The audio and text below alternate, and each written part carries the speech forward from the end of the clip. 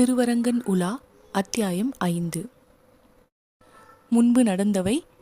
குலசேகரன் கோவிலினுள் சென்று அங்கு நடந்து கொண்டிருந்த வழிபாட்டினை தடுத்து நிறுத்தி அனைவரையும் வீட்டுக்கு செல்ல சொல்கிறான். 2 பெரியவர்கள் அவன் முன் வந்து நிற்கிறார்கள். இனி நடப்பவை. எழுந்த பெரியவர்களில் ஒருவர் அந்த கோவிலின் சேனாபதி துரந்தரர். திருவரங்க ராஜா வாதூல தேசிகர் என்பது அவர் திருப்பெயர். அவர் தனது நீண்ட கையை நீட்டி அவனை அமர்த்தி, பிள்ளாய், நீ யாரப்பா என்று கேட்டார். திருவிக்கிரமன் வீதியைச் சேர்ந்தவன் நான், வில்லிதாசரின் மகன் குலசேகர பெருமாள் பிள்ளான் என்றான் அந்த இளைஞன். ஓஹோ, வில்லிதாசரின் மகனா? நீ திருக்காஞ்சியில் அல்லவா இருப்பதாகச் சொன்னார்கள். இங்கே எப்போது வந்தாய்? ஏன் உனக்கு இவ்வளவு பதற்றம் என்று சரமாரியாக கேட்டார் வாதூல தேசிகர். இதற்குள் திருப்பல்லாண்டு முடிந்துவிடவே கூடியிருந்த பெரியவர்கள் எல்லோரும் குலசேகரனை ஒரே விழியாய் பார்த்தார்கள். சுவாமி, உங்களுக்கு தெரியாதா? டில்லி அரசரின் படைகள் தெற்கு நோக்கி வருகின்றனவே என்று முழங்கினான் குலசேகரன். தெரியுமப்பா என்றார் மற்றொரு பெரியவர். தெரிந்துமா திருவோலக்கத்தில் கூடியிருக்கிறீர்கள் என்றான் குலசேகரன். அப்போது வாதூல தேசிகர் குறுக்கிட்டார். டில்லி படைகள் தொண்டை மண்டலம் முழுதும் பரவிவிட்டதை ஏற்கனவே நாங்கள் கேள்விப்பட்டு விட்டோம் பிள்ளாய்.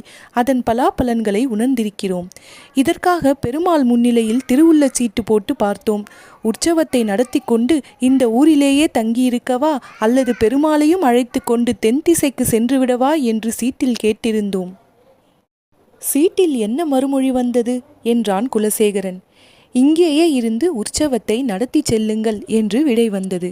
உற்சவத்தை நடத்துகிறோம் என்றார் வாதூல தேசிகர். குலசேகரன் கடகடவென்று சிரித்தான். பிறகு தீவிரமான பார்வையுடன் வாதூலரை நோக்கி, சுவாமி, எதற்குதான் திருவுள்ளச்சீட்டு போடுவது அல்லது கூடாது என்பது தெரியாதா? இந்த சிறிய பிள்ளை சொல்லித்தான் தெரிய வேண்டுமா? கண்ணுக்கு நிதர்சனமாகி விட்ட ஒரு விஷயத்தை அதை அறியாதவர் போல் பெருமாளிடம் கேட்பது என்பது முறையல்ல, அறிவுக்கு உகந்ததும் ஆகாது. இப்போது நான் விஷயத்தை கூறினேன். டில்லி சேனைகள் தற்சமயம் எங்கு இருக்கின்றன என்று தெரியுமா என்று அழுத்தத்துடன் கேட்டான் குலசேகரன். உனக்கு தெரியுமா என்று மறுகேள்வியாக கேட்டார் வாதூலர். தெரியும், நான் காஞ்சியிலிருந்து வருகிறேன். வரும் வழியில் சமயபுரத்தில் டில்லி படைகள் தண்டு இறங்கியிருப்பதை கண்ணால் பார்த்துவிட்டு வந்திருக்கிறேன் என்று பறக்க பறக்க கூறினான் குலசேகரன். ஆ என்று கூறிக்கொண்டே திருவோலக்கமே எழுந்தது. பின்னர் கசமுச என்று சத்தங்கள் எங்கும் எழுந்திடவே கூடியிருந்த ஆயிரக்கணக்கான ஜனங்களிடையே பரபரப்பும் குழப்பமும் தோன்ற ஆரம்பித்தன.